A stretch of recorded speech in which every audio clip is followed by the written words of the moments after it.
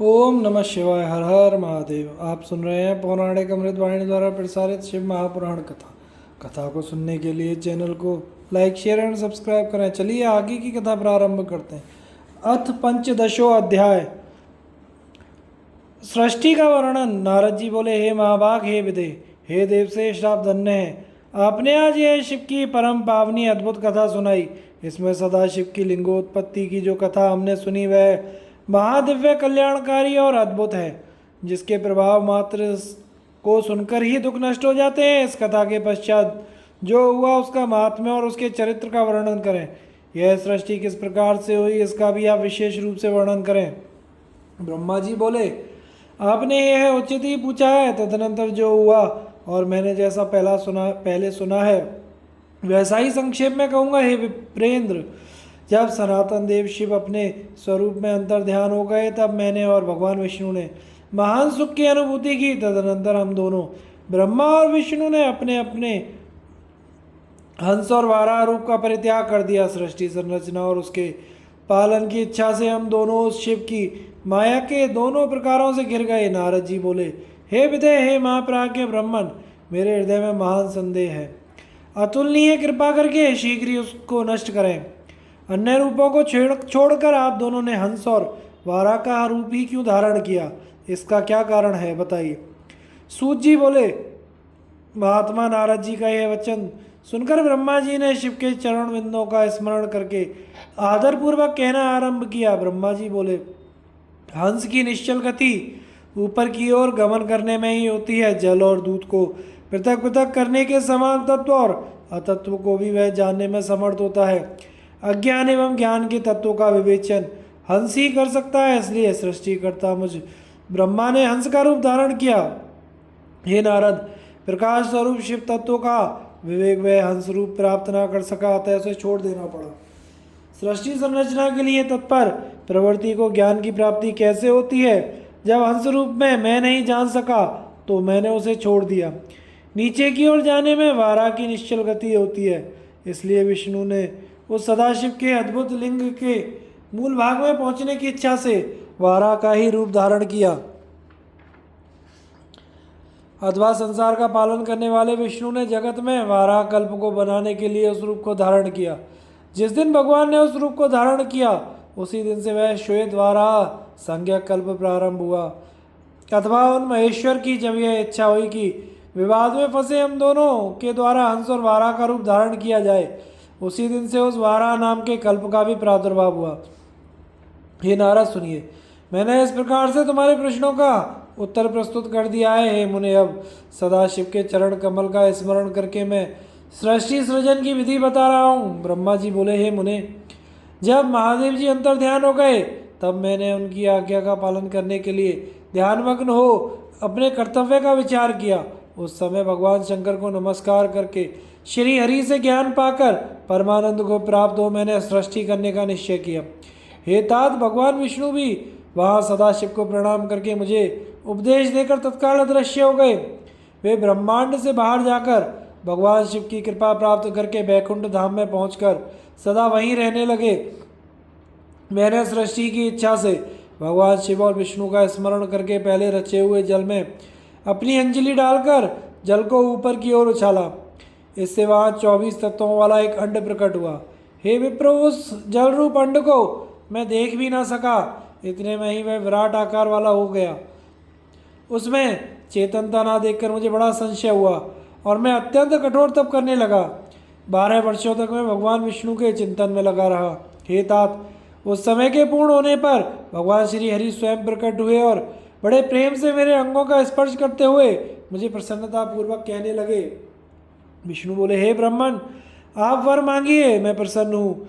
मुझे आपके लिए कुछ भी अदेय नहीं है। भगवान शिव की कृपा से मैं सब कुछ देने में समर्थ हूँ। ब्रह्मा जी बोले, हे महाभाग, आपने जो मुझ पर कृपा की है वह सर्वथा उचित ही है, क्योंकि भगवान शंकर ने मुझे आपके हाथों में सौंप दिया था।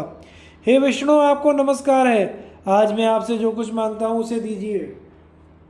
हे प्रभु, यह विराट रूप तथा 24 तत्वों से बना हुआ अंड किसी तरह चेतन नहीं हो रहा है, यह जड़ीभूत दिखाई देता है। हे हरे, इस समय भगवान शिव की कृपा से आप यहाँ प्रकट हुए हैं, अतः शंकर की शक्ति से संबुद्ध इस अंड में चेतनता लाई है। मेरे ऐसा कहने पर शिव की आज्ञा में तत्पर रहने वाले महाविष्णु ने अनंत रूप का आश्रय लेकर उस अंड में प्रवेश किया।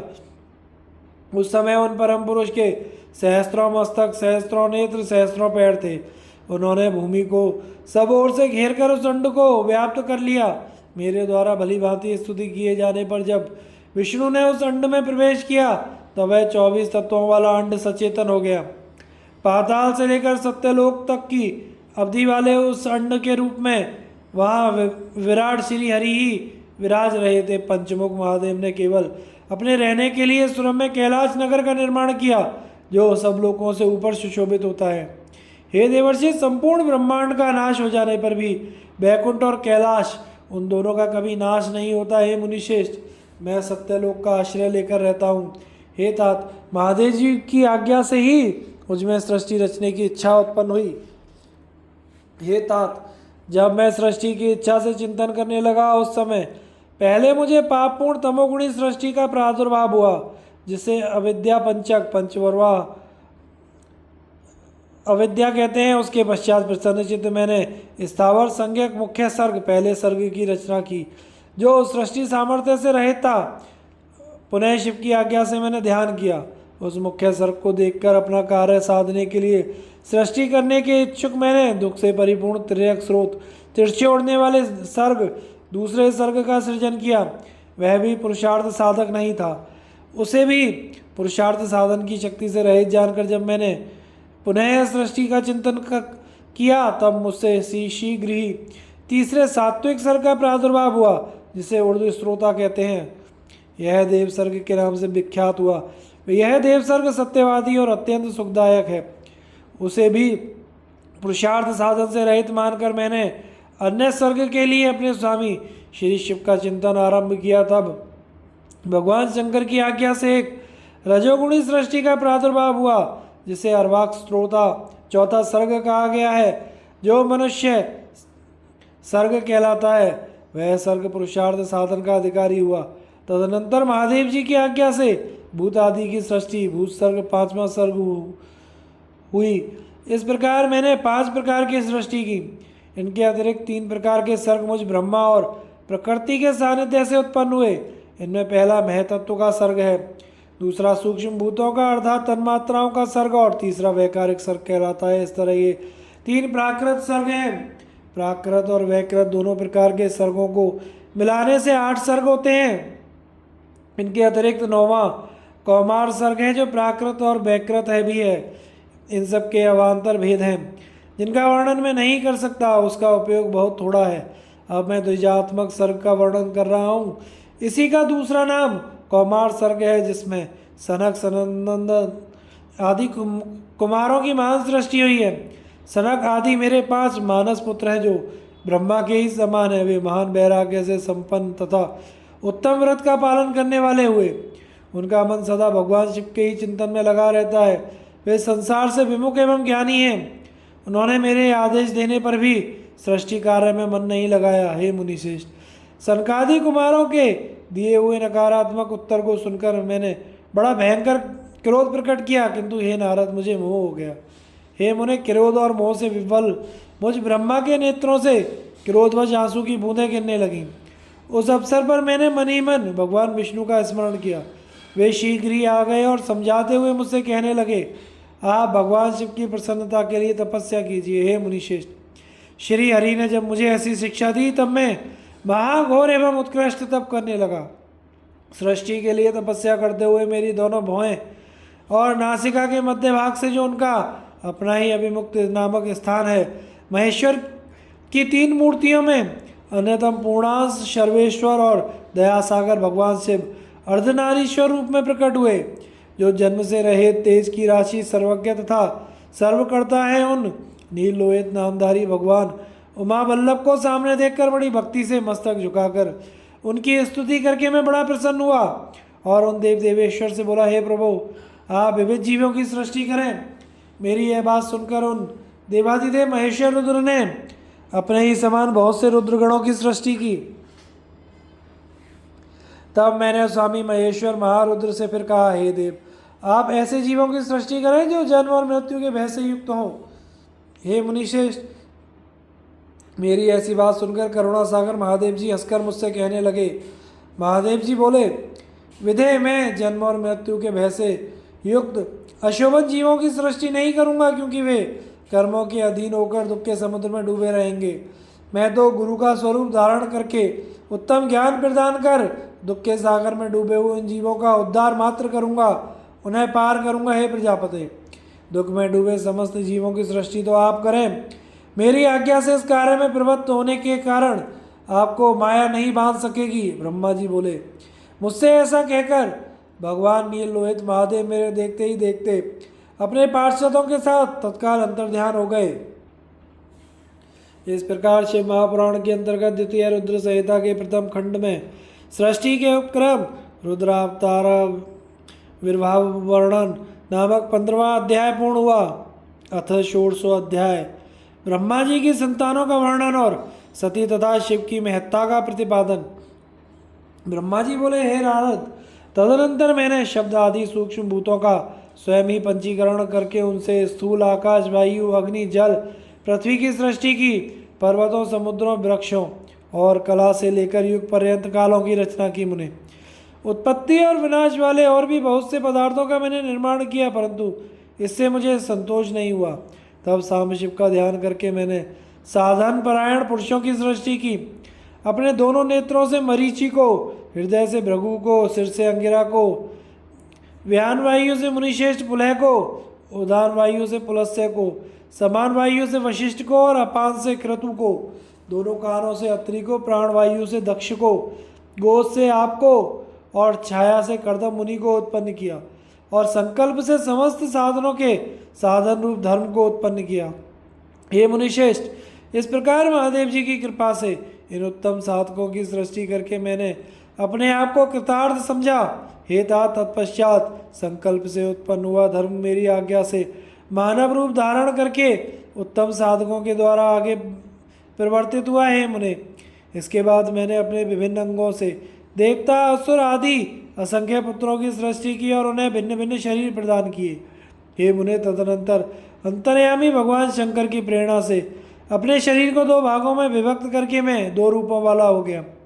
हे नारद, आधे शरीर से मैं स्त्री हो गया, आधे से पुरुष। उस पुरुष ने उस स्त्री के गर्भ से सर्व साधन समर्थ उत्तम जोड़े को उत्पन्न किया।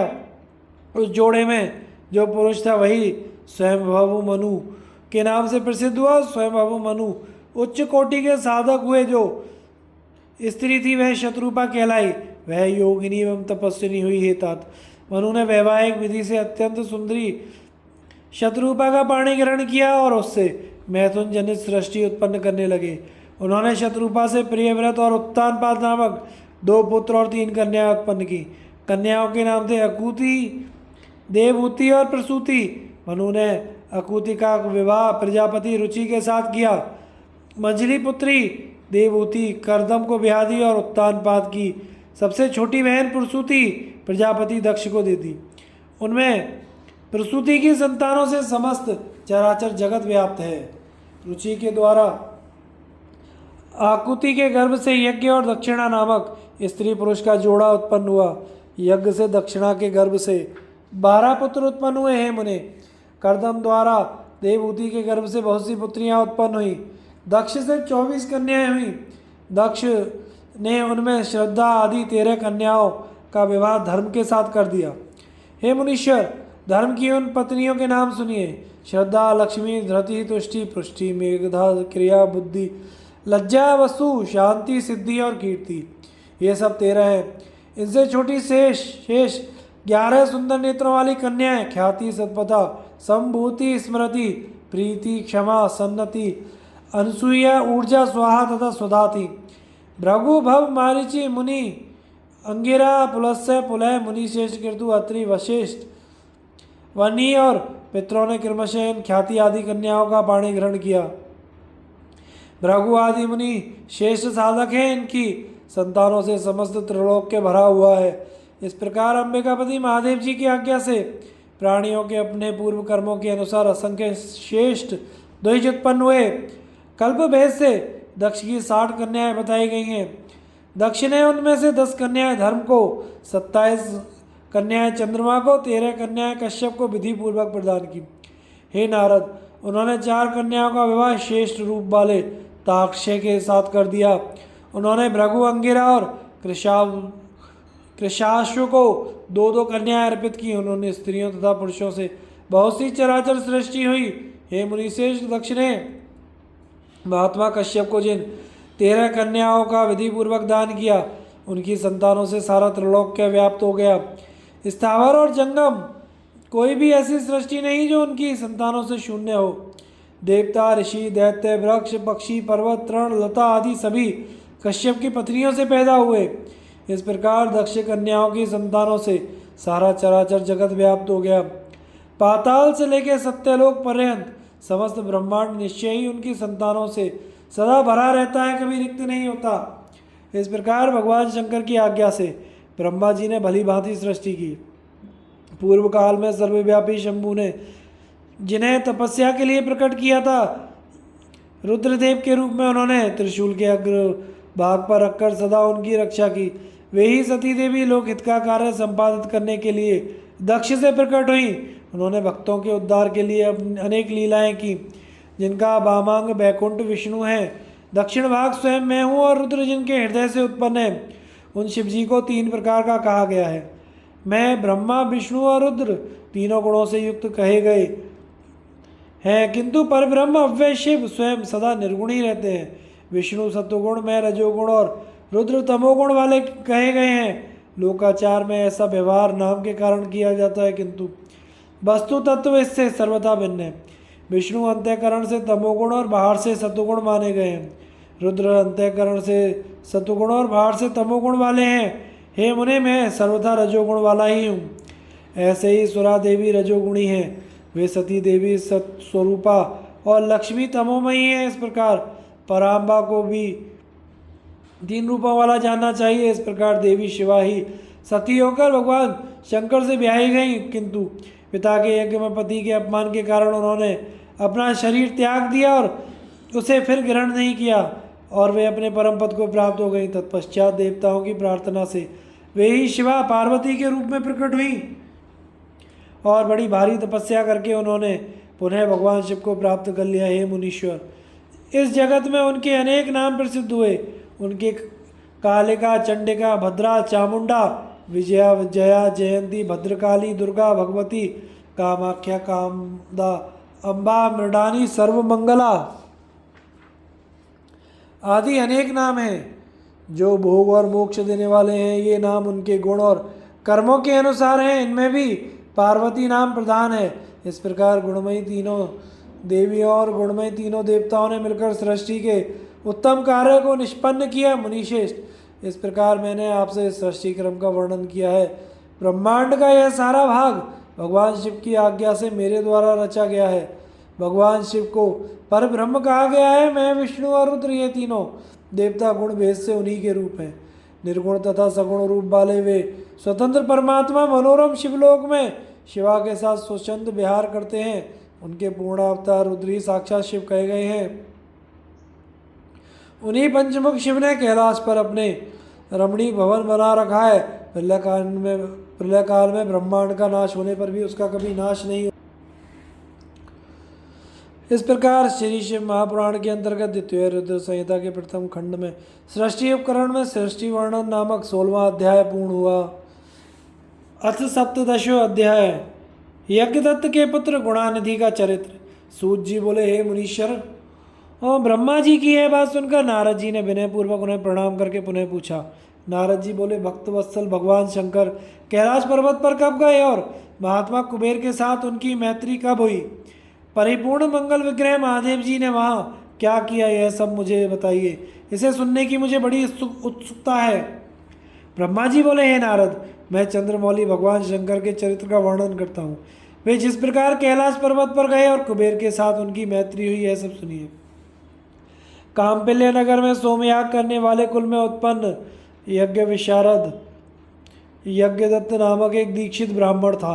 वह वेद वेदांग का ज्ञाता, प्रबुद्ध, वेदांत आदि में दक्ष, अनेक राजाओं से सम्मानित, परम उदार और यशस्वी था।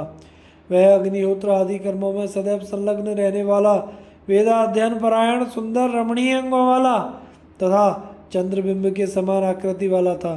इस दीक्षित ब्राह्मण के गुणनिधि नामक एक पुत्र था। उपनयन संस्कार हो जाने के बाद उसने 8 विद्याओं का भली भांति अध्ययन किया, किंतु पिता के अनजान में वह द्यूत कर्म में प्रवृत्त हो गया। उसने अपनी माता के पास से बहुत सा धन ले लेकर ज्वारियों को सौंप दिया और उनसे मित्रता कर ली। वह ब्राह्मण के लिए अपेक्षित आचार विचार से रहित, संध्या स्नान आदि कर्मों से पराणमुख, वेद शास्त्र आदि का निंदक, देवताओं और ब्राह्मणों का अपमान करने वाला और स्मार्ताचार विचार से रहित होकर गाने बजाने में आनंद लेने लगा। उसने नटों, पाखंडियों तथा भांडों से प्रेम संबंध स्थापित कर लिया। माता के द्वारा प्रेरित किए जाने पर भी वह पिता के समीप कभी नहीं गया।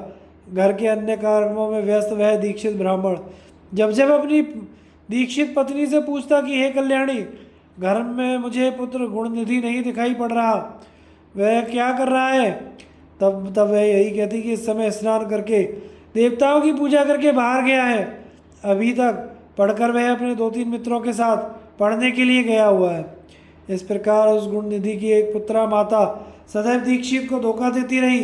वह दीक्षित ब्राह्मण उस पुत्र के कर्म और आचरण को कुछ भी नहीं जान पाता था। 16वें वर्ष में उसने उसके केशांत आदि सब संस्कार भी कर दिए। इसके पश्चात उस दीक्षित यज्ञदत्त ने गृह सूत्र में कहे गए विधान के अनुसार अपने पुत्र का पाणीकरण संस्कार भी कर दिया। हे नारद, स्नेह से आर्द्र हृदय वाली उसकी माता पास में बैठाकर मृदु भाषा में उस पुत्र गुणनिधि को प्रतिदिन समझाती थी कि हे पुत्र, तुम्हारे महात्मा पिता अत्यंत क्रोधी स्वभाव वाले हैं। यदि वे तुम्हारे आचरण को जान जाएंगे तो तुमको और मुझको भी मारेंगे। तुम्हारे पिता के सामने मैं तुम्हारी बुराई को नित्य छिपा देती हूँ। तुम्हारे पिता की समाज में प्रतिष्ठा सदाचार से ही है, धन से नहीं है पुत्र। ब्राह्मणों का धन तो उत्तम विद्या और सज्जनों का संसर्ग है। तुम प्रसन्न होकर अपनी रुचि उनमें क्यों नहीं लगा रहे हो। तुम्हारे पितामह आदि पूर्वज सुयोग्य श्रोत्रिय, वेद विद्या में पारंगत विद्वान, दीक्षित सोमयाज्ञिक ब्राह्मण है। ऐसी लोक प्रसिद्ध को प्राप्त किए हैं। अतः तुम दुष्टों की संगति छोड़कर साधुओं की संगति में तत्पर हो। सद्विद्याओं में मन लगाओ और ब्राह्मणोचित सदाचार का पालन करो। तुम रूप से पिता के अनुरूप ही हो, यश कुल और शील से भी उनके अनुरूप बनो। इन कर्मों से तुम लज्जित क्यों नहीं होते हो। अपने बुरे आचरणों को छोड़ दो। तुम 19 वर्ष के हो गए हो, यह तुम्हारी पत्नी 16 वर्ष की है। इस सदाचारिणी का वर्णन करो, अर्थात इससे मधुर संबंध स्थापित करो और पिता की भक्ति में तत्पर हो जाओ। तुम्हारे ससुर भी अपने गुण और शील के कारण सर्वत्र पूजे जाते हैं पुत्र। उन्हें देखकर और उनकी प्रशस्ति सुनकर भी तुम्हें लज्जा नहीं आती। अपनी बुरी आदतों को छोड़ दो। हे पुत्र, तुम्हारे सभी मामा भी विद्याशील तथा कुल आदि से अतुलनीय हैं। तुम उनसे भी नहीं डरते। तुम तो दोनों वंशों से शुद्ध हो। तुम इन पड़ोसी ब्राह्मण कुमारों को देखो और अपने ही घर में अपने पिता के इन विनयशील शिष्यों को ही देखो। हे पुत्र, राजा भी जब तुम्हारे इस दुष्टाचरण को सुनेंगे तो तुम्हारे पिता के प्रति अपनी श्रद्धा त्याग कर उनकी वृत्ति भी समाप्त कर देंगे। अभी तो लोग यह कह रहे हैं कि यह लड़कपन की दुष्चेष्टा है। इसके पश्चात वे प्राप्त हुई प्रतिष्ठित दीक्षित की उपाधि भी छीन लेंगे। सभी लोग तुम्हारे पिता और मुझको भी दुष्ट वचनों से धिक्कारेंगे और कहेंगे इसकी माता दुष्चरित्रा है, क्योंकि माता के चरित्र को ही पुत्र धारण करता है। तुम्हारे पिता पापी नहीं हैं, वे तो श्रुति स्मृतियों के पथ पर अनुगमन करने वाले हैं। उन्हीं के चरणों में मेरा मन लगा रहता है, जिसके साक्षी भगवान सदाशिव हैं। मैंने ऋतु समय में किसी दुष्ट का मुख भी नहीं देखा जिसका तुम्हारे ऊपर प्रभाव पड़ गया हो। अरे वे विधाता ही बलवान है, जिसके कारण तुम्हारे जैसा पुत्र उत्पन्न हुआ। माता के इस प्रकार हर समय समझाए जाने पर भी उस अत्यंत दुष्ट बुद्धि वाले ने अपने उस दुष्कर्म का परित्याग नहीं किया, क्योंकि व्यसन प्राप्त प्राणी दुर्बोध होता है। मृगया, शिकार, मद्य, पैशून्य, चुगली, असत्य भाषण, चोरी, द्यूत और वैश्यागमन आदि इन व्यसनों से कौन खंडित नहीं हो जाता। वह दुष्ट जो संदूक, वस्त्र आदि वस्तुओं को घर में देखता और उन वस्तुओं को ले जाकर ज्वारियों को सौंप देता। एक बार घर में पिता के हाथ की एक रत्न जटित अंगूठी रखी थी, उसे चुराकर उसने किसी ज्वारी के हाथ में दे दिया। संयोग से दीक्षित ने किसी ज्वारी के हाथ में उस अंगूठी को देख लिया और उससे पूछा कि तुम्हें यह अंगूठी कहाँ से प्राप्त हुई है। उस दीक्षित द्वारा बार बार कठोरता से पूछे जाने पर उस ज्वारी ने कहा, हे ब्राह्मण, आप जोर जोर से मुझ पर क्यों आक्षेप कर रहे हैं? क्या मैंने इसे चोरी से प्राप्त किया है? आपके पुत्र ने ही मुद्रा लेकर इसको मुझे दिया है। इसके पहले भी मेरे द्वारा जुए में जीत लिए जाने पर उसने अपनी माता की साड़ी भी चुरा कर मुझे दी है। उसने मात्र मुझको ही अंगूठी नहीं दी है, अपितु अन्य ज्वारियों को भी उसने बहुत सा धन दिया है। रत्नों की संदूक, रेशमी वस्त्र, सोने की झारी आदि वस्तुएं, अच्छे अच्छे कांसे तांबे के पात्र भी उसने दिए हैं। ज्वारी लोग उसे प्रतिदिन नग्न करके बांधते रहते हैं। इस भूमंडल पर उसके समान कोई दूसरा ज्वारी नहीं है। हे विप्र, आज तक आप ज्वारियों में अग्रणी और अविनय और अनीति में प्रवीण अपने पुत्र को क्यों नहीं जान सके? ऐसा सुनकर लज्जा के भार से उस ब्राह्मण का सिर झुक गया और अपने सिर को वस्त्र से ढककर वह अपने घर चला आया। तदनंतर वह श्रौत कर्मपरायण दीक्षित यज्ञदत्त अपनी महान पतिव्रता पत्नी से कहने लगा। यज्ञदत्त बोला, हे दीक्षित आयनी, धूर्तपुत्र गुणनिधि कहाँ है? कहीं भी बैठा हो, उससे क्या लाभ है? वह मेरी सुंदर सी अंगूठी कहाँ है? तुमने मेरे शरीर में तेल उपटन आदि लगाने के समय मेरी अंगूठी को अंगुली से जिसको निकाल दिया था, उस रत्न जटित अंगूठी को लाकर शीघ्र ही मुझे दो। उसके इस वचन को सुनकर वह दीक्षितायनी भयभीत हो उठी और बोली, इस समय मैं मध्याह्न काल की स्नान क्रियाओं को संपन्न कर रही हूँ। देव पूजा के लिए अर्पित की जाने वाली सामग्रियों को एकत्रित करने में व्याकुल हूँ। हे अतिथि प्रिय, यह अतिथियों का समय कहीं अतिक्रमण ना कर जाए, इसलिए मैं भोजन बनाने में व्यस्त हूँ। मैंने किसी पात्र में अंगूठी को रख दिया है, अभी याद नहीं आ रहा है। दीक्षित बोला, अरे दुष्ट, पुत्र को उत्पन्न करने वाली, हे सदा सच बोलने वाली, मैंने जब जब तुझसे यह पूछा कि पुत्र कहाँ गया है, तब तब तूने यही कहा, हे नाथ, अभी पढ़कर वह 2-3 मित्रों के साथ पुनः पढ़ने के लिए बाहर चला गया है। हे पत्नी, तुम्हारी वह मंजीठी रंग की साड़ी कहाँ है जिसको मैंने तुम्हें दिया था, जो रोज घर में टंगी रहती थी? सच सच बताओ, डरो मत। मणिजटित वह सोने की झाड़ी भी इस समय नहीं दिखाई दे रही है, ना तो वह रेशमी त्रिपट्टी दुपट्टा ही दिखाई दे रहा है जिसको रखने के लिए मैंने तुम्हें दिया था। दक्षिण देश में बनने वाला वह कांसे का पात्र और गौड़ देश में बनने वाली वह तांबे की घंटी कहाँ है? हाथी दांतों से बनी हुई सुख देने वाली मच्छियाँ कहाँ हैं? पर्वतीय क्षेत्रों में पाई जाने वाली चंद्रकांत मणि के समान अद्भुत हाथ में दीपक लिए हुए श्रृंगार युक्त शाल मंजिका कहाँ है? अधिक कहने से हिला भी क्या है कुलझे, मैं तुझ पर व्यर्थ ही क्रोध कर रहा हूँ। अब तो मेरा भोजन तभी होगा जब मैं दूसरा विवाह कर लूँगा। कुल को दूषित करने वाले उस दुष्ट के रहते हुए भी अब मैं निसंतान हूँ। उठो, जल लाओ, मैं उसे तिलांजलि देता हूँ। कुल को कलंकित करने वाले कुपुत्र की अपेक्षा मनुष्य का पुत्रहीन होना श्रेष्ठकर है। कुल की भलाई के लिए एक का परित्याग कर देना चाहिए, सनातन नियम है। तदनंतर उस दीक्षित ब्राह्मण ने स्नान करके अपनी नित्य क्रिया संपन्न करके उसी दिन किसी श्रोत्रिय ब्राह्मण की कन्या को प्राप्त करके उसके साथ विवाह कर लिया।